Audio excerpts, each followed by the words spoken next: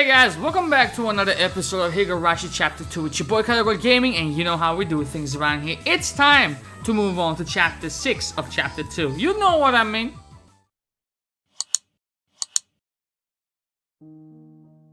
The next day.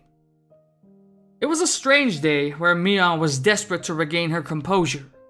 Every time our eyes met, she would say that she had something to do or that she had to use the washroom and run off. Unable to just watch, Rena was taking care of her the entire time. 今日のミオンさん、徹底的に変ですわね。一部始終を知ってはいるんだが、なんとも説明しづらい。女の子には不安定になる時もあるのです。放っておいてあげるのが一番なのですよ。Turning around, I saw Rena calling me from the hallway. I wondered what it was. ケイチくん、こっちこっち。なんだよ、こんなとこに呼んで、内緒話か？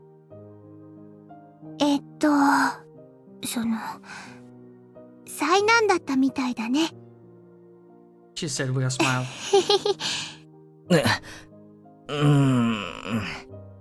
みーちゃん、かなり壊れてたけど、なんとか直しておいたから。よく直せたな。一体どうやって？テレビと同じ。Smack it on the side? 斜め45度くらいの角度で、えいって。Figured as much. Saying that, she made a chopping motion. You know I can't tell if you're joking or not, right? 明日からは大丈夫だから。だけど、ケイチくんにもお願いしたいことがあるの。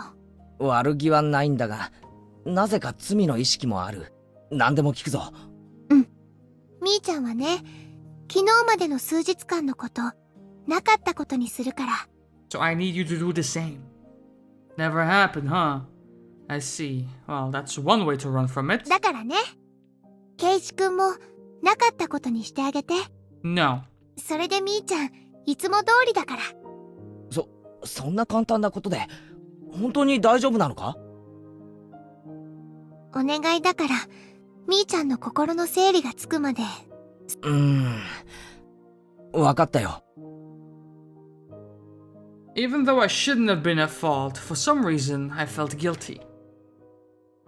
The one at fault here was the one who knew about the entire situation and pretended to be Mion for an entire day, Shion.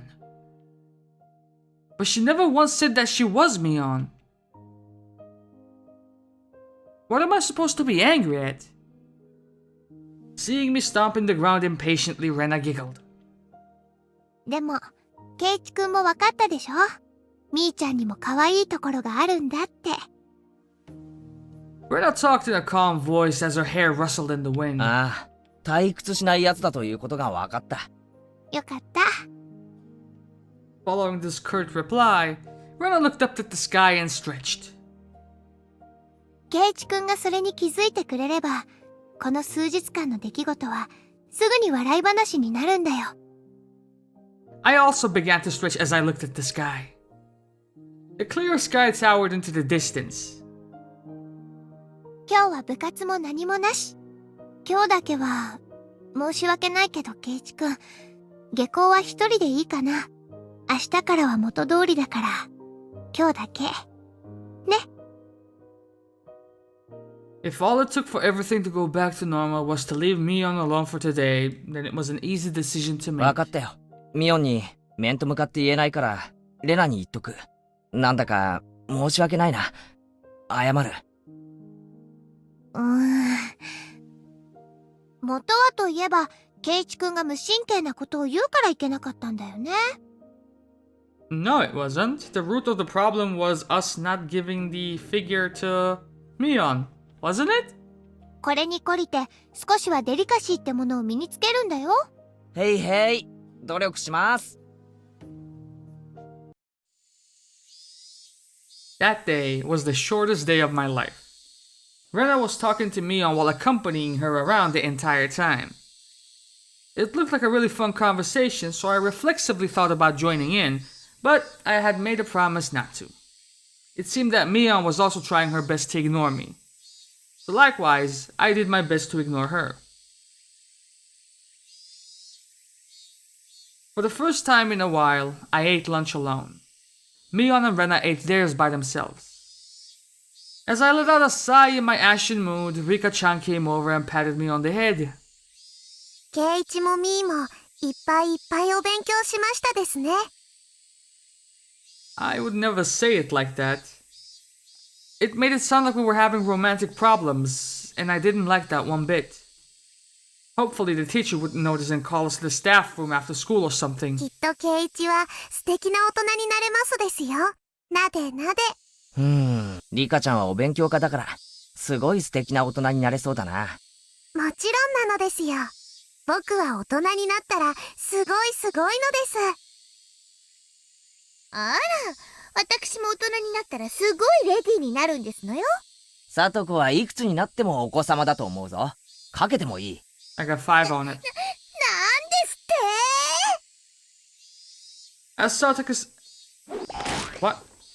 As Satoko snapped her fingers, a washman fell from above, hitting me squarely in the head. 何しやがんだ、さとこHere we go again. Pinch? Who pinched me? It was a day I could thoroughly appreciate the value of having friends.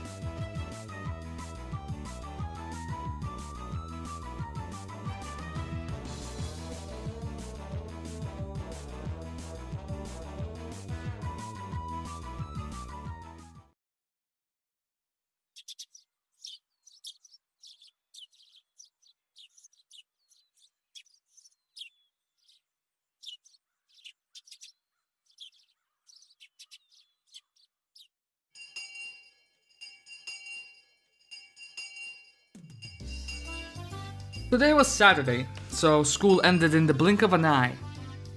It felt really good to go home with the sun so high in the sky. On any other day, our club would have been up to mischief during our ample after-school time, but today, Rika-chan had a rehearsal for tomorrow's Watanagashi to go to. リカちゃんはどんな調子？練習はバッチリ？去年よりは頑張りますです。去年は終わった後、ヘトヘトの汗だらけだったんだよね。今年はもっともっと様になってますわよ。特訓の成果、ご期待あそばせですの。The Watanagashi festival everyone had been talking about was tomorrow, wasn't it, fam? The festival being in June felt a little early to me, but the onset of summer came quickly this year, so it fit the image of a summer festival pretty well. じゃあ僕たちは失礼しますです。明日を楽しみになさいませ。それではごきげんようですわ。 Satoko and Rika-chan waved to us energetically and then left. そういえば聞いてなかったんだけど、祭り会場ってどこなんだ？この辺って祭りのできそうな場所なんてあったっけ？古出神社でやるんだよ。ほら、以前にみんなでお散歩した時に行ったでしょ。We did, or was it with Shion? あの見晴らしの良かったところ。Oh, right, I remember. There was a shrine all the way up on that hill, wasn't there? It seemed far too grand for Hinamizawa. 神社には立派な集会所とかもあって、老人会のカラオケとか習字サークルの会合とかを時々やってるからね。単なる神社というよりは公共施設のような雰囲気だね。なるほどね。それなら立派なのも納得かな。みーちゃんちも今日の設営にはお手伝いに行くの？うん、男手がいるからね。町から親類が大勢手伝いに来るよ。Male hands, huh? Well, I mean, I have nothing to do at home today, so... 俺みたいのが飛び入りで参加するとかえって邪魔になるか？え？ケイちゃん、手伝いに来てくれるの？ That's what I said. 迷惑なら行かねえよ。単なる興味だからさ。We had bond dances and other festivals in town that I used to live in, but I didn't even know where they took place, much less wanted to help. You could say that I had absolutely no connection to the region. Having come to Hinamizawa though, it really made me feel like this was a home that I had returned to. Before I knew it, I harbored a little interest in the small community activity of preparing for a festival the day before. ケイチくん頑張れるかな？ We won't know unless I try, right? テントを立てたりパイプ椅子を並べたり、結構重労働って聞いてるよ。別に俺一人でやるわけじゃないだろ。みんなでやればきっと早いぜ。Mion looked happy to hear that, but at the same time, her expression was complex, tinged with hesitation. Rena gave her the last push for me. じゃあ決定だね。行ってきなよケイチくん。みーちゃんはビシビシこき使ってあげてね。レナの推薦じゃ仕方ないな。じゃあさ、帰ったらラフな格好で神社に来なよ。汗拭き用のタオルもあるといいかもね。よし来た。俺こう見えても太陽の下で汗をかくの嫌いじゃないんだぜ。せいぜい腰を痛。じゃあおじさんはこの辺で。私も着替えたらすぐに神社に行くから。みーちゃんも頑張ってね。バイバイ。 Mios waved to us vigorously and left. As far as I could tell from her gallant retreating figure, she seemed to have recovered from the weak state she had been in yesterday. 女の子は切り替えが早いんだから、もうみーちゃんも大丈夫だよ。あれだけ綺麗に切り替えてくれるとこっちも実に合わせやすい。でも面白かったでしょ。シンデレラみたいっていうのかな。魔法が解けたらもう会えないってところが。 What? Rena began to giggle a fair bit in amusement. Did she like this sort of thing? Incidentally, me going along with it gave me a weird, hard-to-describe feeling. Did I turn myself into a plaything, or did they do it for me? そんなに面白いならレナももう一人の自分を演じればいいじゃないか。Nah, we saw that last chapter. We don't have to see that again. 面白そうだね。 Where did the music go? Hey, bring the music back! じゃあケイチくんはどんなレナに会いたいかな。Ah, fuck my life. アイドル真っ青のルックスと俺の言うこと何でも確実に聞く器量よして頼む。そんなの無理。料理上手でお昼のお弁当を作ってくれて朝は迎えに来てくれて。それいつもやってる。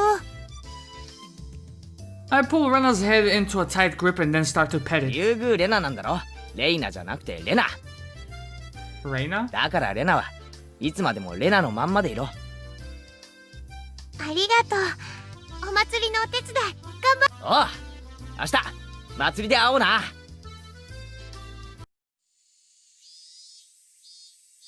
I got changed right away, slinging a towel around my neck like Mion suggested, and then I set off for the shrine.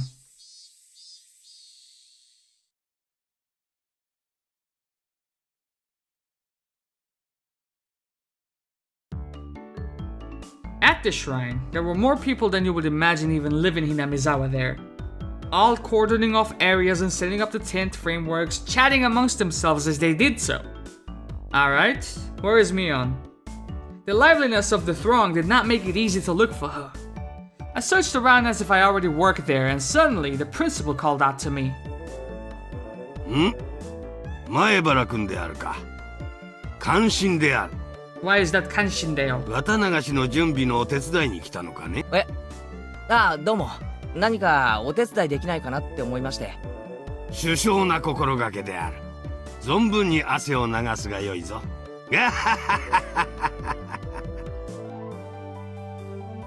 Spurred on by the principal, I came upon a group of people setting up tents. ありゃ、前原の兄ちゃんじゃねえの。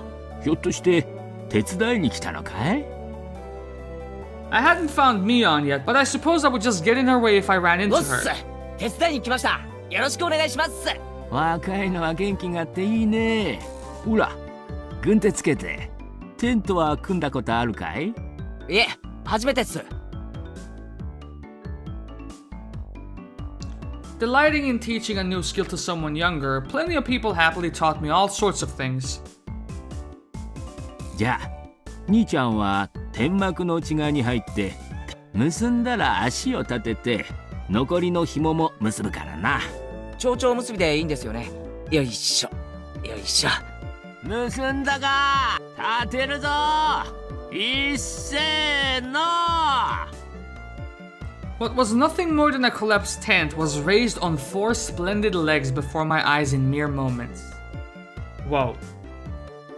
Relax, Keanu Reeves. You're putting too much emotion into that one.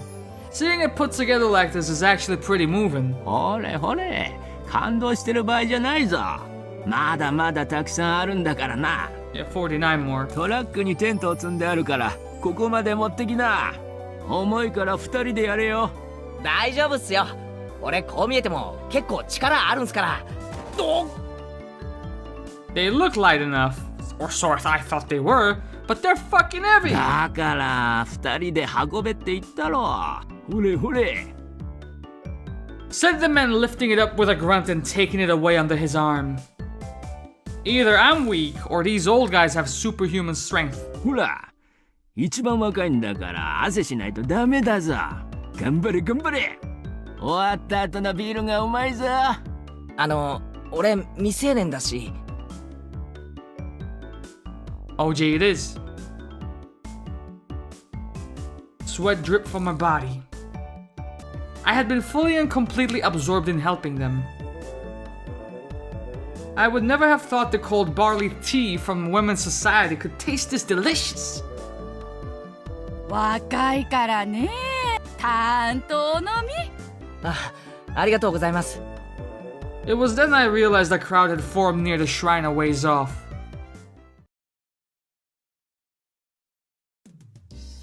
When I took a closer look, I saw a girl in shrine maiden garb and a handful of old men looking like they were preparing for the ceremony together. リカちゃんか？おーい、リカちゃん、頑張れよ！ I shouted, and it seemed like she heard me. Rika-chan, positively exploding with vitality, answered with a smile.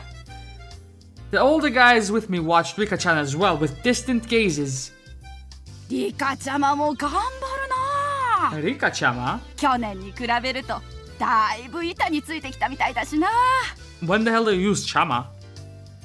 The old lady who gave me the tea clasped what looked like prayer beads in her hands and said, That sounded weird. リカ様、ありがたや、ありがたや。 And just like that, began to respectfully pray to her. Huh? I just remembered that they called it the Furude Shrine. Wasn't Rika-chan's full name Rika Furude? The man standing next to me answered my question. Of course it is. そうだよ。リカちゃまのフルデ一族は代々大社様をお祭りする由緒正しい一族なんだよ。Well, it took a couple of episodes, but there is Oyashiro-sama again.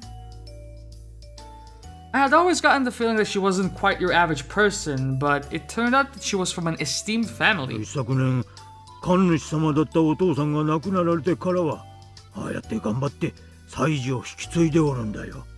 Oh, really? So, her father was the one who died to the curse? この立派になった姿、神主様に見せたかったの。え、リカちゃんのお父さんって？よし、休憩終わり。次は使わないパイプ椅子を沖小の体育館に戻しちゃおっか。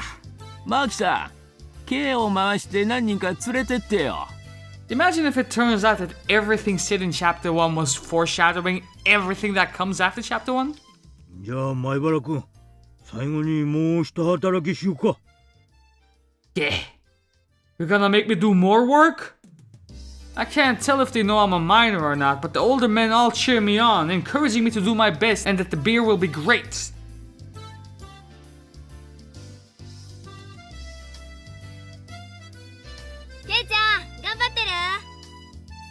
I passed by Mion. She was carrying a big cardboard box. It looked like she was right in the middle of working as well. Judging by the sweat seeping into her t-shirt, it seemed I wasn't the only one with his hands full. おー、頑張ってるぜ。ミオンも頑張れよ。ビールがうまいぞ。We were worked to the bone until the sun began to set and it started cooling off. Do you think it's Mion or could it be Shion? It was soon full-fledged night and this clear sound of the Higurashi eased the moderate pain I felt. The older guys began their night before drinking party in a tent a fair bit off, causing quite a ruckus. The shrine grounds, on the other hand, had turned into a lonely road tickled by the cool evening breeze, despite being so festive just a little while ago. The wind felt good. I leaned on one of the stone guardian dogs at the front of the shrine. I gave my legs a good stretch as I let my mind wander, and suddenly, a paper cup filled with barley tea was thrust before me. ケイちゃんお疲れ様。はい、麦茶です。お、気が利くな。サンキュー、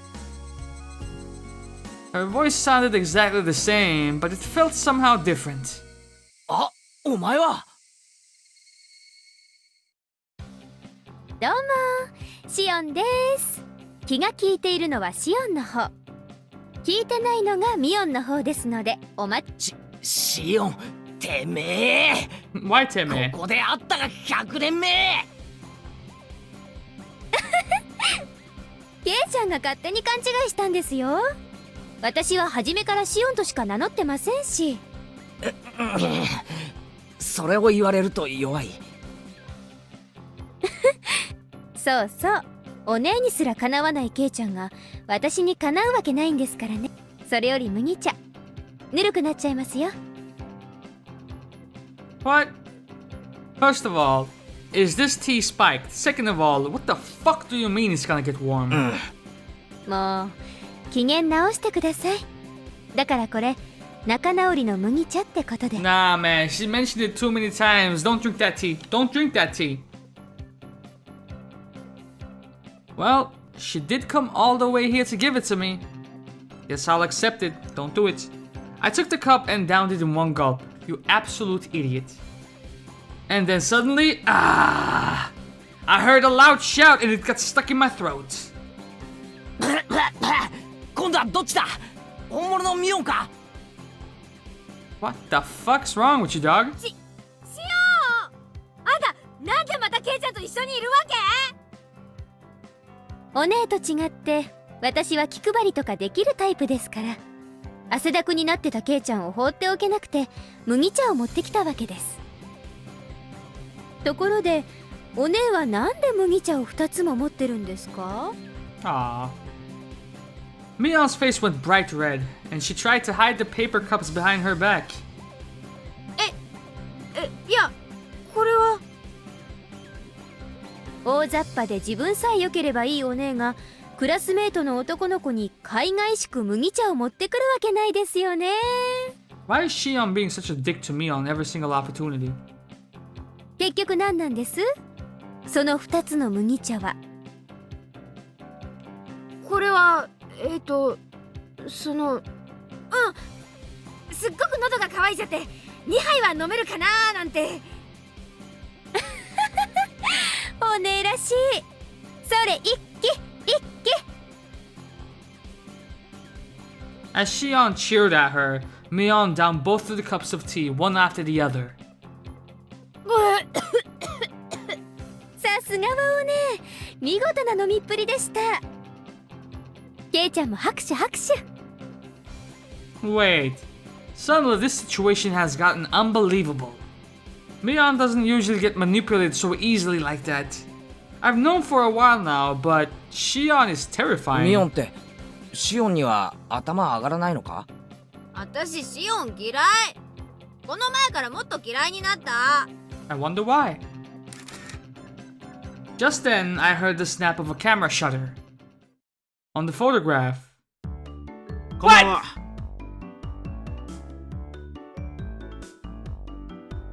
What the fuck is going on, dude? My first thought was, on the image, you would only see either Keiichi and Mion or Keiichi and Shion, but not a third person. But what? My theory of the little kid being Tomitake-kun is fucked! What happened? いよいよ明日がお祭りだね。今日は準備お疲れさん。Are you gonna die again? こんばんは。 Good evening, whatever your name is. あら、シオンちゃん。珍しいわね、こっちへ来るなんて。ありゃ、富武のおじさまに高野さんじゃないですか。こんばんは。ご無沙汰いたしております。いやあ、ケイチ君。You know me already? 今日は張り切って仕事してたね。感心し。それほどでも。シオンとも知り合いなんですか？まあね、毎年ここに来てるからね。と言っても髪型変わったらまだどっちがどっちなのか区別できないけど。一緒にしないでください。あ、こんばんは。私はわかるかしら？ I do. すみません。覚えがないです。高野美代さんだよ。Mio Takano. ケイちゃんはまだ風邪とかで診療所のお世話にはなってない？ No. 美代さんは診療所で看護師さんをやってるんだよ。高野よ。よろしくね。治療に来るときは教えてね。太めの注射針を用意しておくから。Ah, gee, thanks. そりゃご丁寧にどうも。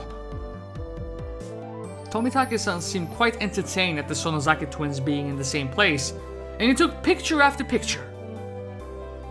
いやー、一卵性ソーセージとは聞いてたけど、並んでみると壮観だね。本当にそっくりなんだな。そっくりなのは外見だけじゃないんですよ。ほら、下着もお揃い。What? What is happening? How tight are you guys? バカバカ、あんた何すんの？ Things have never been as lively as when the two of them are together. I had thought they were exactly the same at first, but I've started to get a handle on which one is which. Nah. Mion is Mion, and Shion is, well, she seems a far better actor than Mion was.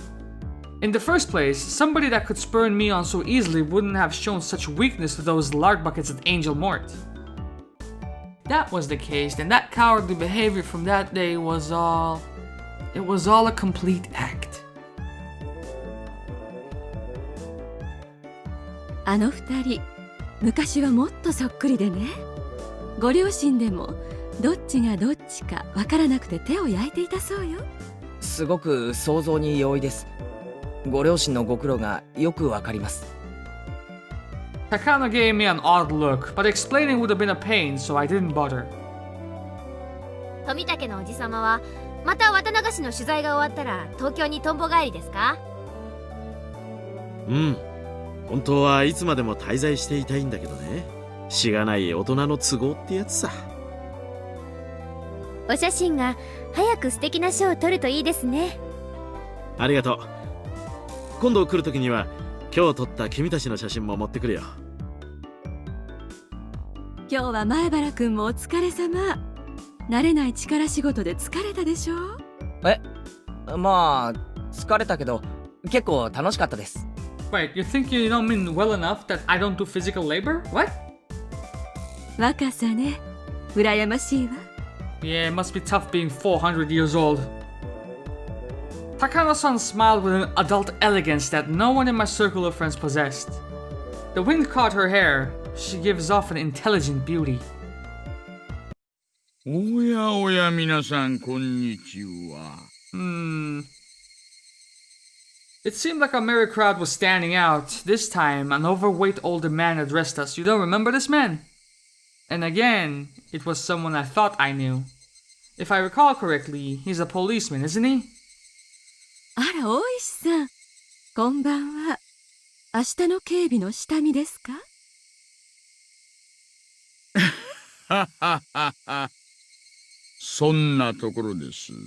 おや、富武くんじゃないですか。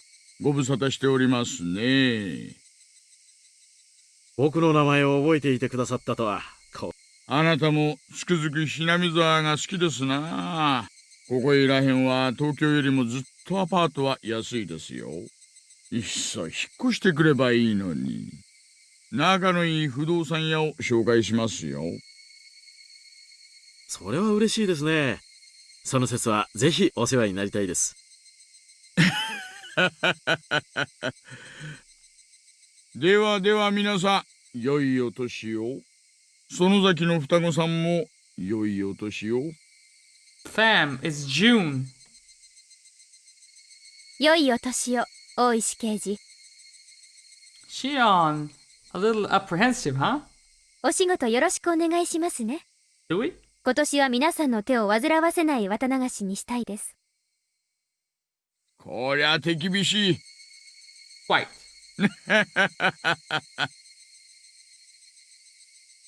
Detective Oishi left us with a low laugh and headed off to talk to some police officers standing a ways away.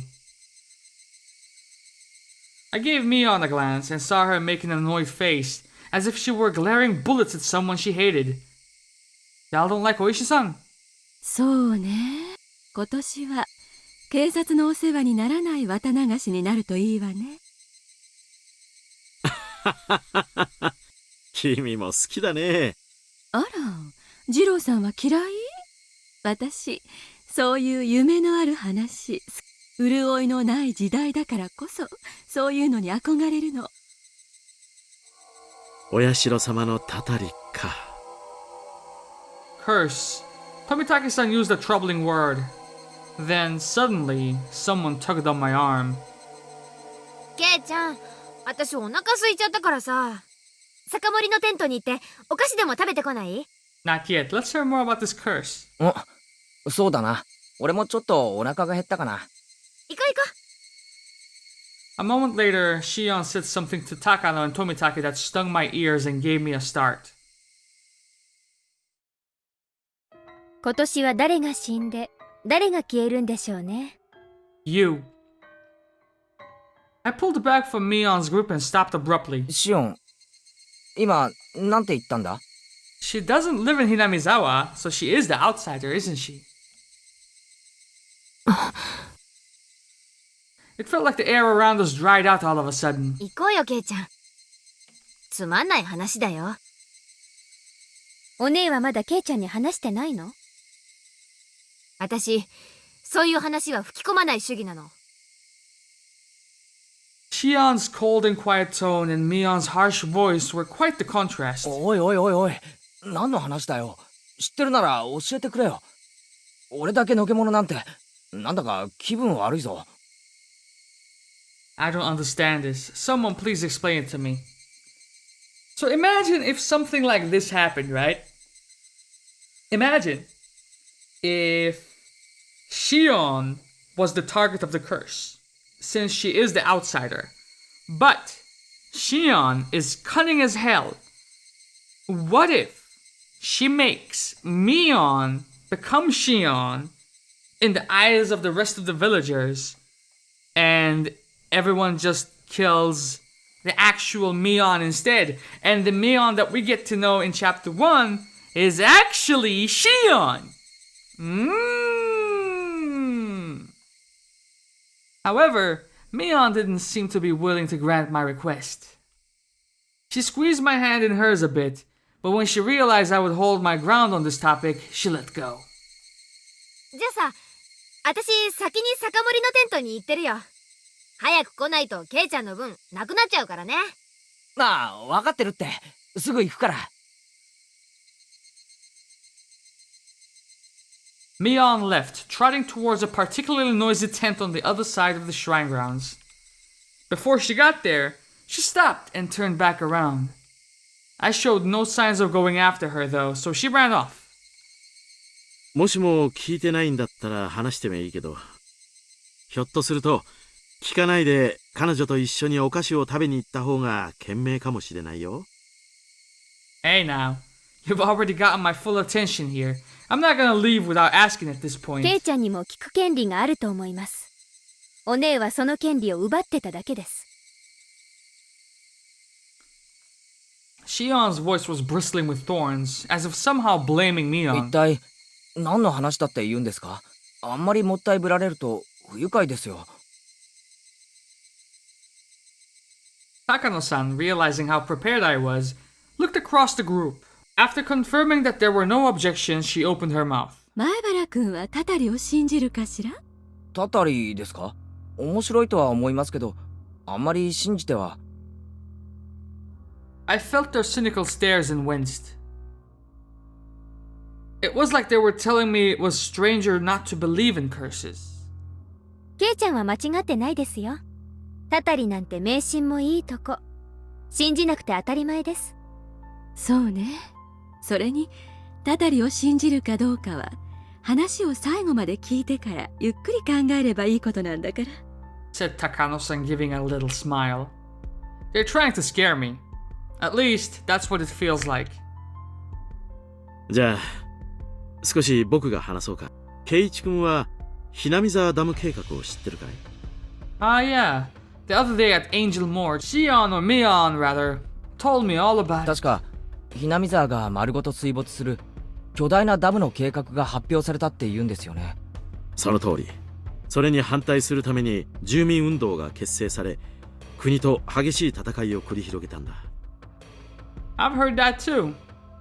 The entire village united, using all the power at their disposal, mass media, political influence, and other things, and fought the country. The way Mion described it made it sound like a boast. あれ？ずいぶん詳しいじゃないか。その通りさ。わずか1000人ちょいの村人たちが中心になって結束して、国の施策を跳ね返したというちょっとした武勇伝なんだ。その辺はお姉に聞かされてませんか？この辺りの武勇伝はお姉も好きですからね。ああ、話してたよ。そのひなみ沢の人たちが結束して旗揚げした反対同盟の事務所があったのがね、この神社なんだよ。ほら、あの集会所がその名残よ。解散後は老人会のサークル活動にしか使われてないけど、当時はまさに最後の砦だったの。Takano-san explained this, pointing a finger towards the assembly hall. I had been carrying things in and out of there all day. I mean, I would understand if they put an office like that in the mayor's house or something, but having an office on shrine grounds made it feel like kind of a base camp for Sengoku period warriors, you know? そんな心境だったんだろうね。彼らはひなみ沢の守り神様であるお社様を祀る神社に本陣を置くことで必勝を祈願したんだよ。Oyashiro-sama. That was definitely it. They mentioned Oyashiro-sama's curse before. Is it the same Oyashiro-sama? 圭一君はお社様は知ってるかい？この神社の祀る神様の名前だよ。ひなみ沢を守ってると伝えられてる。いや、よくは知らないです。そうか。じゃあここから先は高野さんの方が詳しいかな。タッチ。平たく言えばそのままよ。お社様はこのhinamizawa沢に伝わる古い神様で、神聖なこの地が俗世に汚されることがないよう守り続けてきたと伝えられてるわ。I guess you can find that sort of god anywhere you go. お社様崇拝は一種の先民思想の表れではないかと研究されているわね。先民思想って言葉わかるかしら？ Believing yourself chosen, a nationalistic belief that you are a part of a superior race, or that you're a special clan chosen by the gods. They believe that they're a superior clan, so they believe strongly in cooperating with others, but they also end up being exclusionary towards other clans. I won't go into too much detail, but it's the sort of national and religious idea that lead to war. Of course, that goes for Japan as well. 大昔のhinamizawa沢の人たちは、自分たちは人間とは異なる格の違う存在だと強く信じていてね。下界との交流を格が落ちるとして、だから村に下界の人間が来ると不純が混じって、お社様の罰が当たると強く信じ、何者も近寄らせなかった。よそ者を嫌う村ってよく推理小説に出てくるだろ。典型的なそういう村だったらしいんだよ。一応名誉のために断りますけど、大昔のことですからね。今は違います。Shion followed up quickly, having sensed the thorns in Tomitake-san's words. Tomitake-san, embarrassed at what he said, scratched his head. So this shrine worships Oyashiro-sama, thinks of Hinamizawa as holy ground, and it's a symbol of their traditional hatred for the outside world. なるほど。だから下界からやってきた汚れたダム計画に立ち向かうためにhinamizawa沢の守り神様の神社に本陣を置いたと。Correct. Smiled Takano, pleased. She must dislike stupid people. 円担ぎも万端。村人たちは視力を尽くしてダム計画に立ち向かうんだ。その最中なんだよ。事実上あの事件でとどめが入ったと言ってもいい。Oyashiro-sama's curse. ひなみざわダムの建設現場の監督がですね、4年前かな。結構派手に新聞に載ったんですけど、覚えてません？ちょっと知らないな。4 years ago. 部下と喧嘩して、つるはしでめった打ちにされて、両手両足、首をもいで捨てられたんだそうです。バラバラ殺人だよ。Such a gruesome incident. But it was just that, an incident. Yeah, an incident, not an accident. A person caused the incident after all. Should they really put it down to the curse? その翌年にはね、ひなみ沢の住人でありながらダム推進派のグループを結成していた男がね、旅行先で崖から落ちて死んじゃったの。これは事故だそうよ。何しろひなみ沢中から敵視されていたからね。警察もかなり念入りに他殺の線を洗ったんだけど、結局事故と断定したみたいだよ。Now it's an accident. This is the most curse-like one, but it's still far-fetched. さらに翌年、今度はね、この神社の神主さんが原因不明の病で倒れて急死しちゃったの。Rika-chan's dead. 前の神主さんは、こう言っちゃ失礼ですけど、ちょっと日和見な人だったんですよね。村中が反ダムで盛り上がってるのに、神主さんは放っておけみたいな感じで。抵抗運動の象徴である神社の神主さんがそんな感じなんだからね。リーダーシップを期待していた当時の村人たちは失望し、中には怒りを抱く人たちもいたそうよ。だから当時年寄り連中はみんな言ったんです。これはお社様のたたりだってね。It did seem like every year dam-related people the village had resentment towards were dying. It was pretty creepy. しかもね、面白いことにこれらの事件や事故は毎年必ず綿流しのお祭りの晩に起こるんだよ。ね、ちょっとたたりっぽくなってきたでしょ。さらに翌年、つまり去年だね。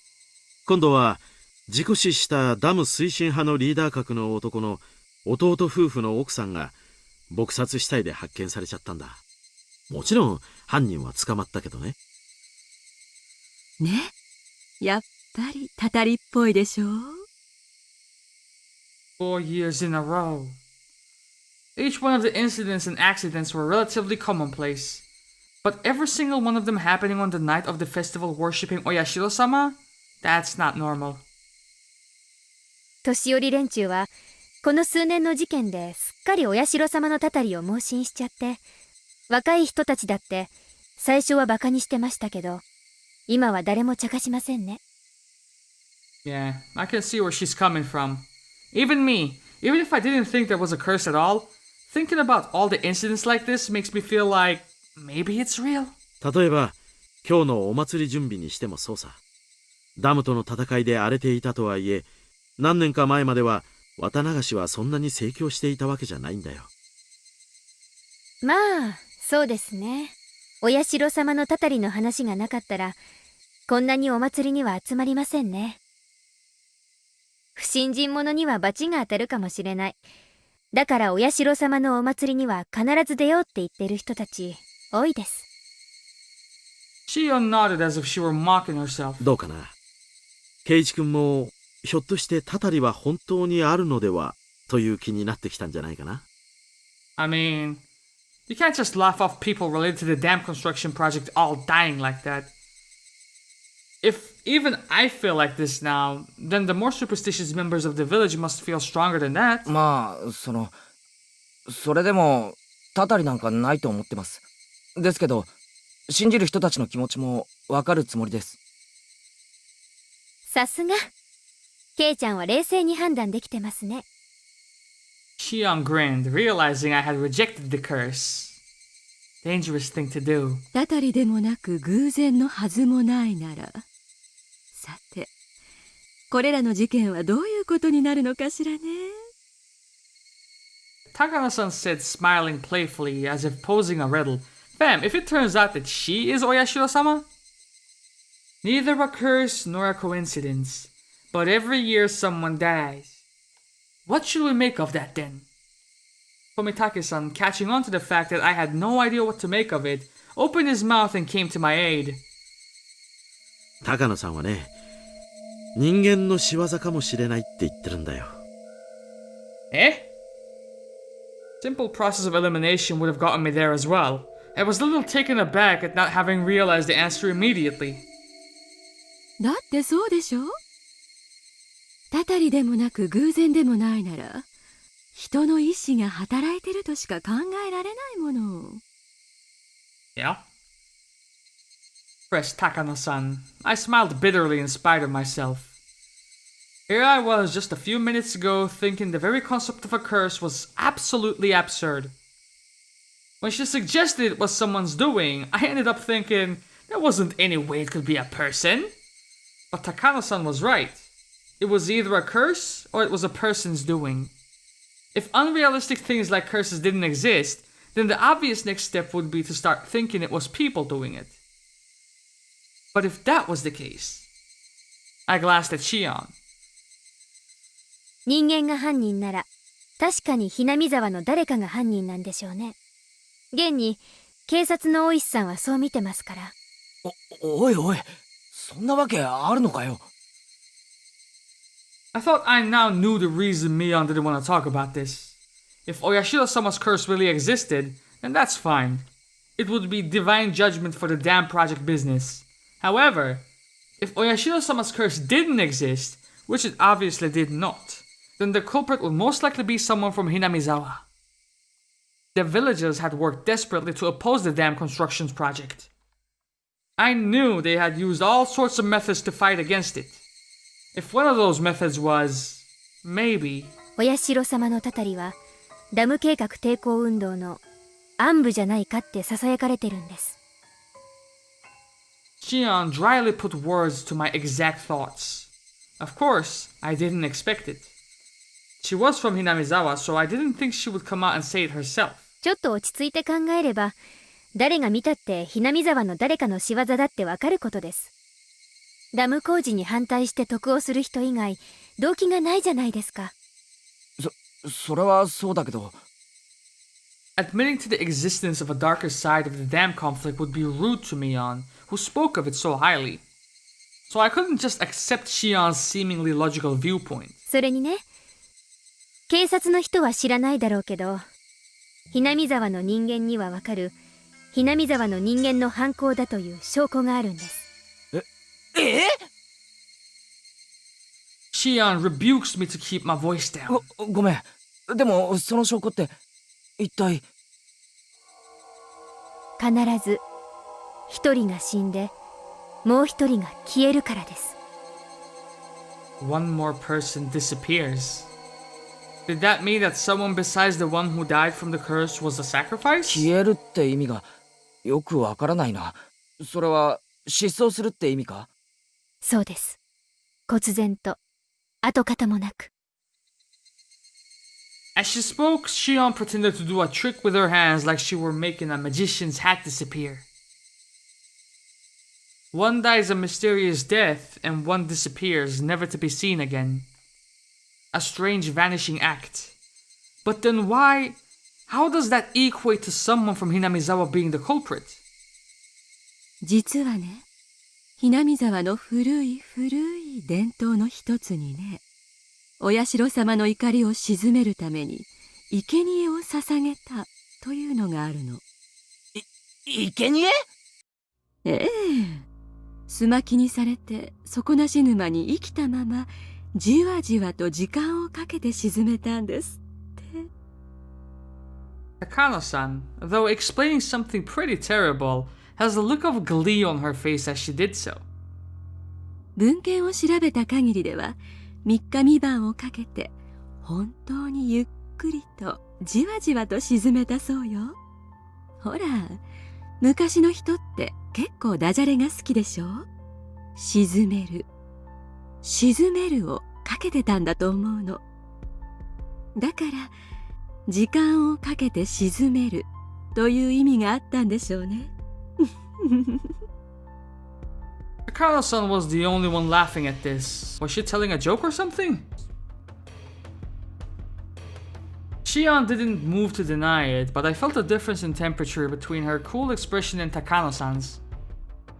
この辺の話はまあ聞いて想像がつくと思いますけど、南沢に昔からいる人なら誰でも知ってますが、それを口に高野さんは南沢出身。彼女は郷土史とか民間伝承とかが好きでね。全部独学で調べたんだよ。そんなにかっこいいものじゃないのよ。I know. 単なる知的好奇心。子供と同じよ。ただの怖いもの見たさ程度なんだから。Tomitake-san laughed, a little bit embarrassed. ちょっと待って、ってことは何ですか？事件のたびに消えるという一人は生贄に捧げられているって言うんですか？ Yeah. Shion answers in one word before anyone else can speak. Someone dies, then someone disappears. 本当に生贄にされてるかどうかは別にして、過去の事件では必ず一人が死ぬ他に一人が消えてるんだよ。例えば一番最初のダム現場の監督が殺された事件も、複数犯のうちの最後の一人が未だ逮捕されてないらしいんだ。それは単にうまく逃げおおせてるだけなんじゃないんですか？別に生贄にされたというのとは違うのでは。まあ僕もそうだとは思うんだけどね。で、次の年のダム推進派のリーダー格の男なんだけど、確か旅行先で崖から落ちて亡くなったんですよね。落ちたのは奥さんも一緒らしいの。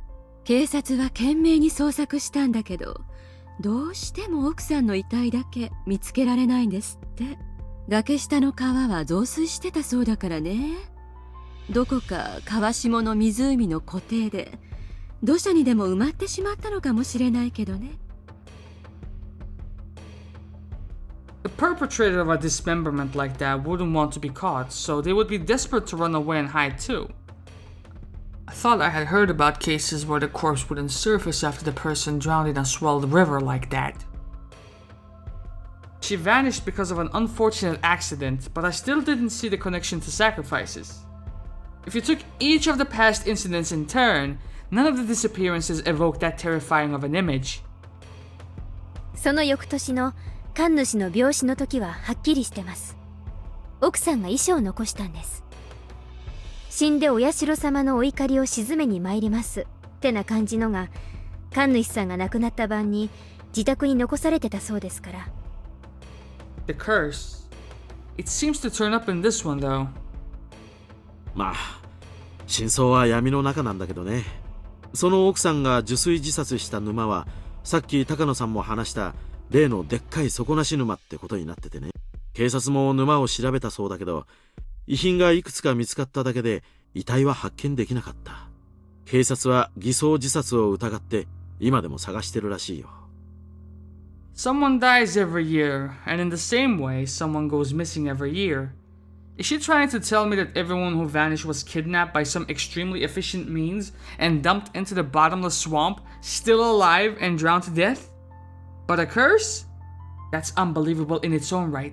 その翌年には、なんだっけ、ダム推進派の男の弟夫婦の奥さんだっけが殺されたんだよな。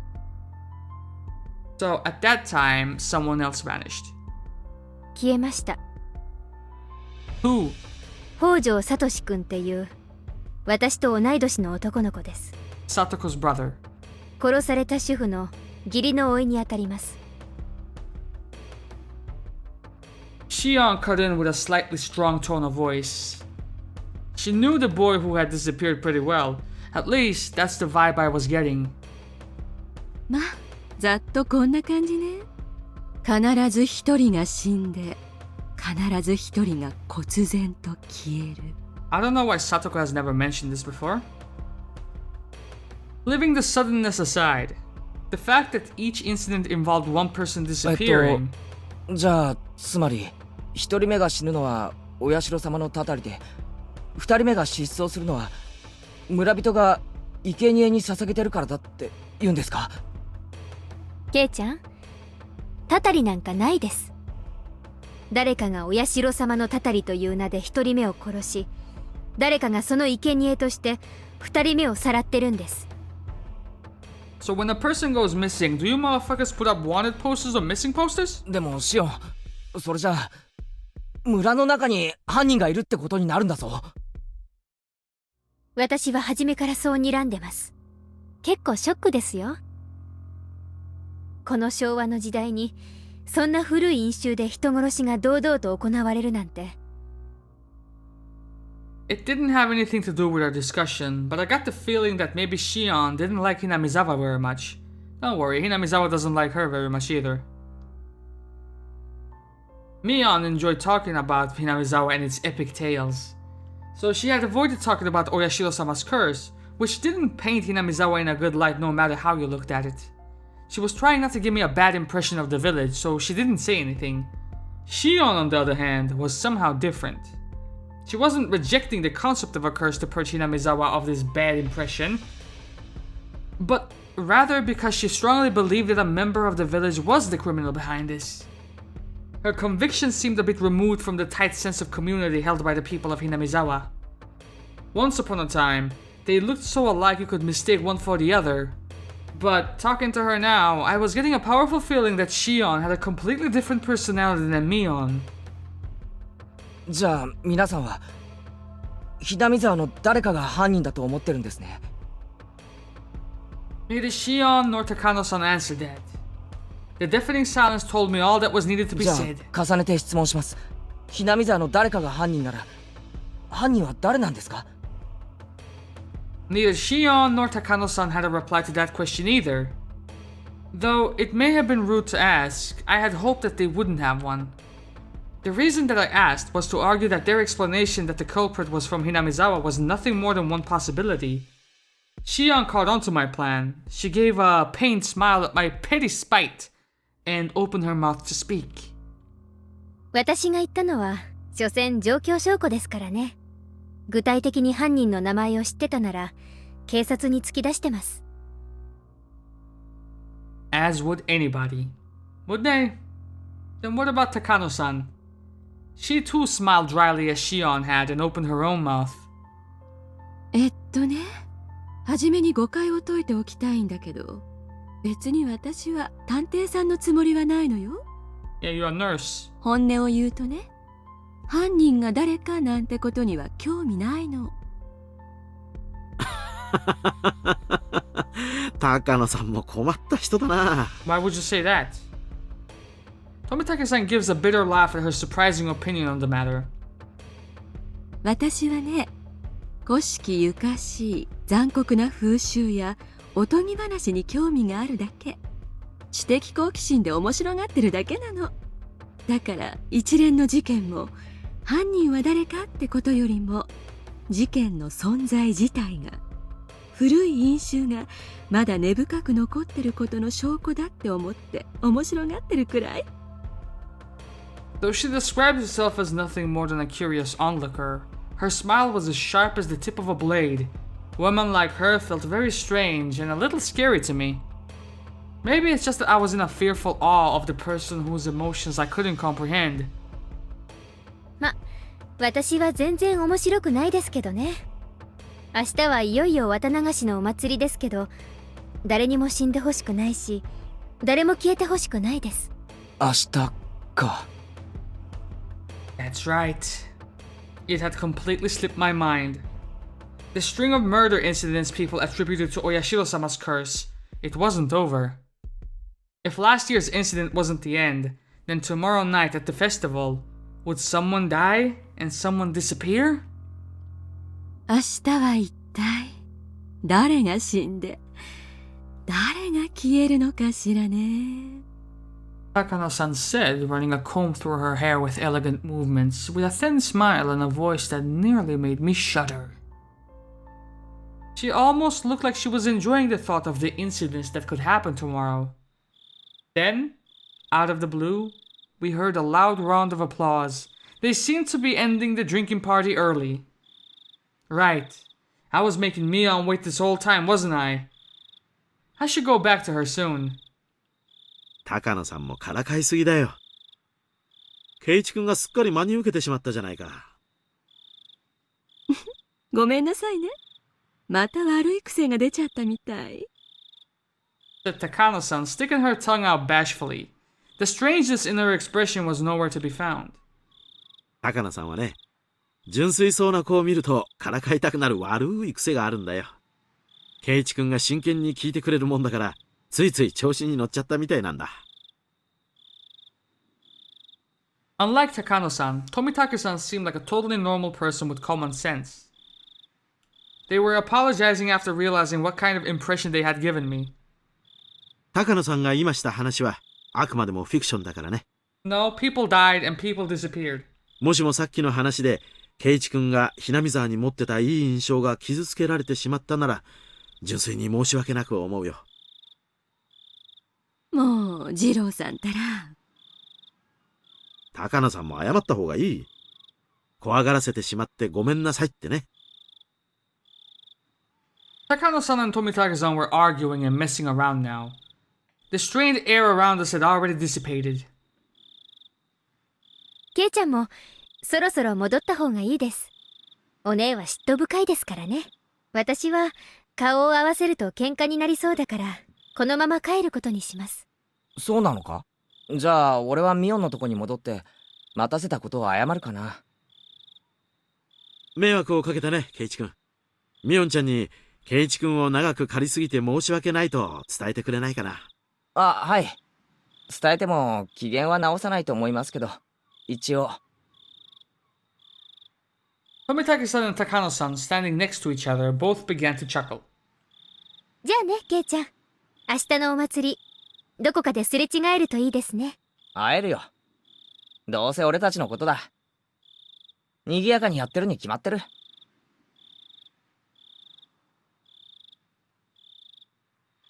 Shion and I said our goodbyes to Tomitake-san and Takano-san.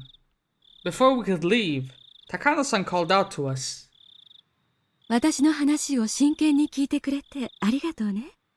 前原くんがあまりに聞き上手だったんで、話しててとても楽しかったわ。聞き上手なんて、そんな。I was just in a state of perpetual bewilderment from all the shocking topics thrown at me one after the other. 今日した話。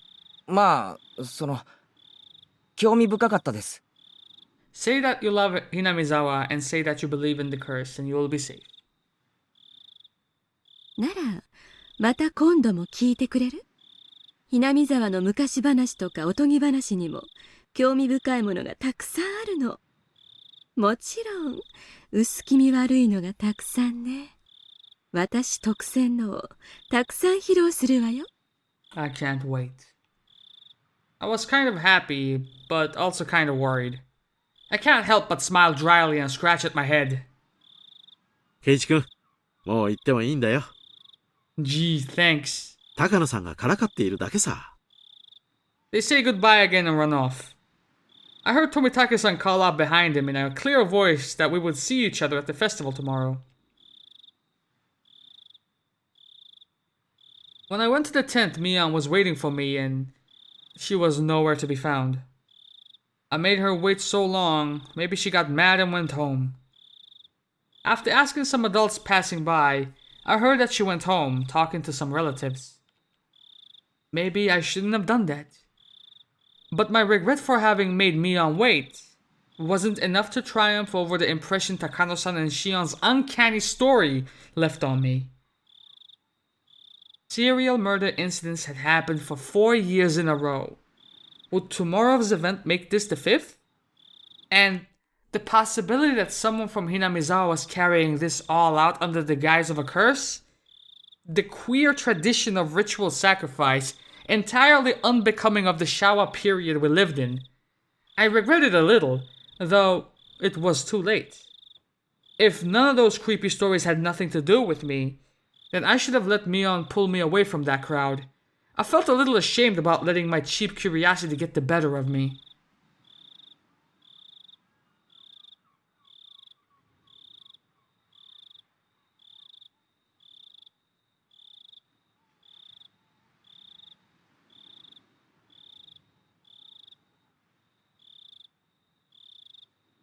Jesus! Okay.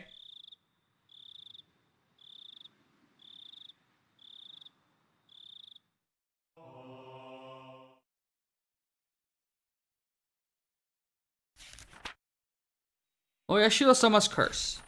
In the ancient Onigafuchi village, the anger of Oyashiro-sama, his curse, was feared above all.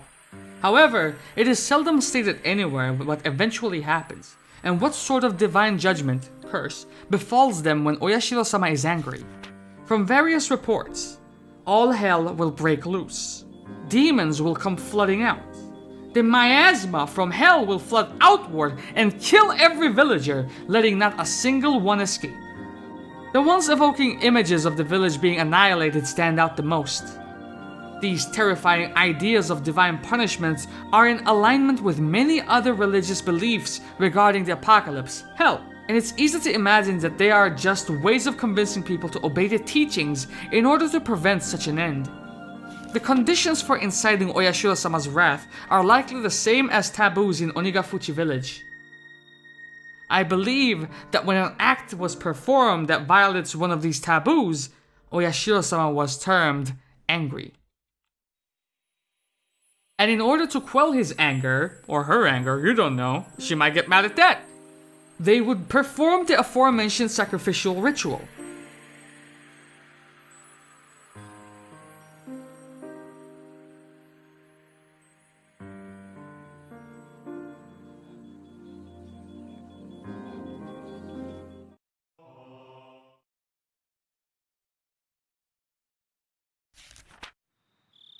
The human sacrifice ritual.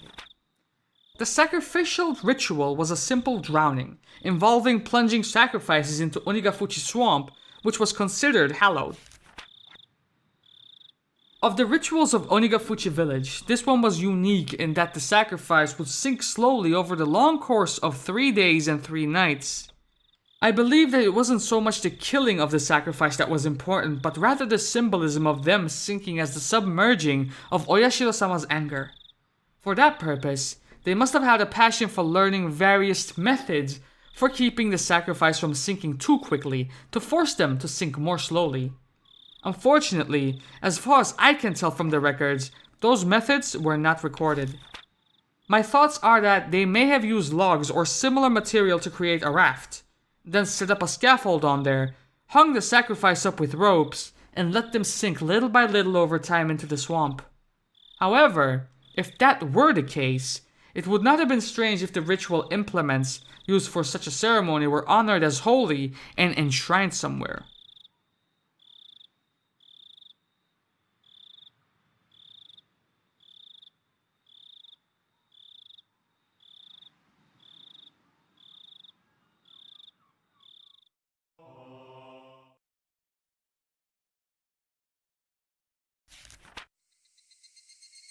Implements used for the ritual. Ritual tools utilized for ancient religious ceremonies are commonly referred to as implements, or ritual implements, and even now, some of them are enshrined on the property of Furuta Shrine in the 3 families. However, the identifiable tools are all decorative, and none appear to have been used in rituals governing the dark side of Onigafuchi village. As the Edo era came to a close, and many traditional rituals were lost, are they lost as well? Or perhaps buried in the darkness? I don't believe so. Both the implements used on the night of the Feast of Onikakushi and those used during the sacrificial ceremony must still exist, enshrined away from the eyes of the masses. Without a doubt, they exist here today, at this very moment in Hinamizawa. Also, I'm nearly certain where they have been enshrined. What was once locked steadfastly has for some reason changed this year to a cheap-looking padlock. He may be able to do something about such a lock. However, it is not far from Assembly Hall, nor is it ever far from the presence of people. However, I will not give up. The night when it becomes a blind spot to every villager in Hinamizawa is coming soon. Soon it will be Watanagashi.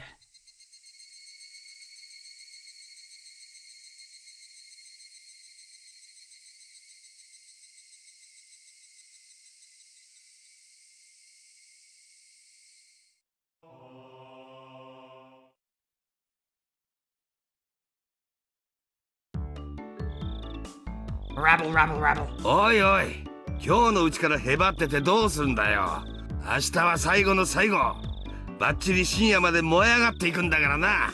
よっせ、気合い入れてきますぜ。よし、若さが一番だ。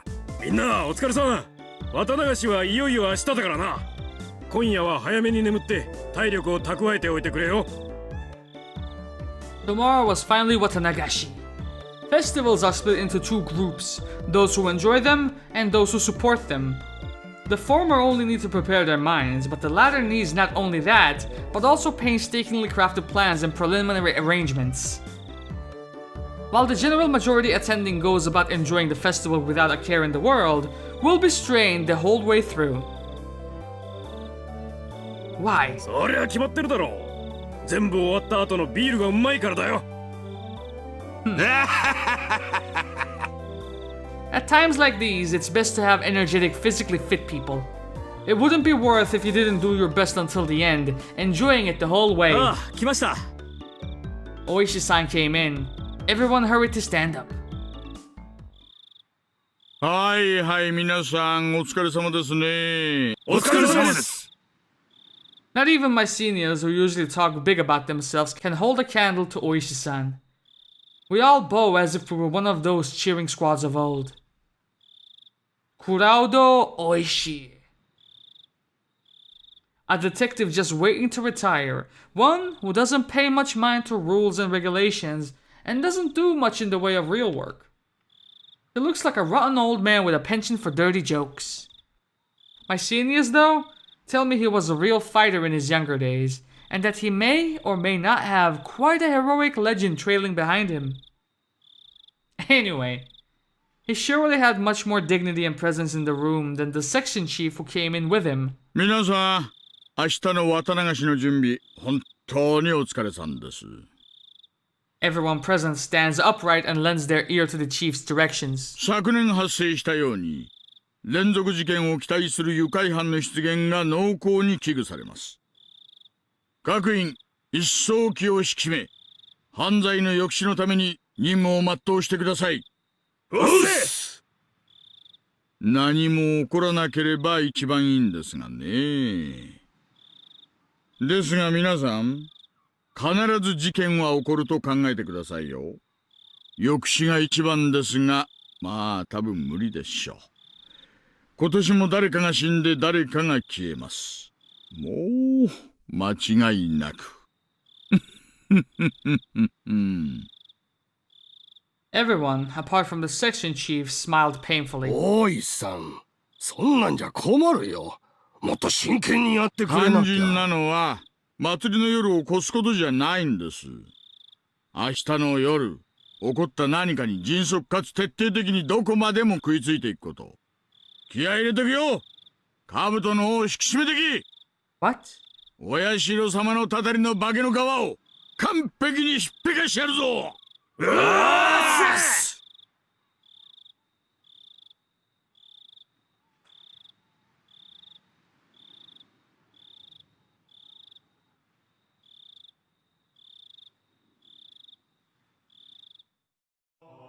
And with that, we are indeed going to call it an episode. I will see you guys next episode for the continuation of the story. And it looks like we're gonna partake in the festival. Until then, this has been your boy Karagol Gaming when I'm out of here. Love y'all and do. Sees.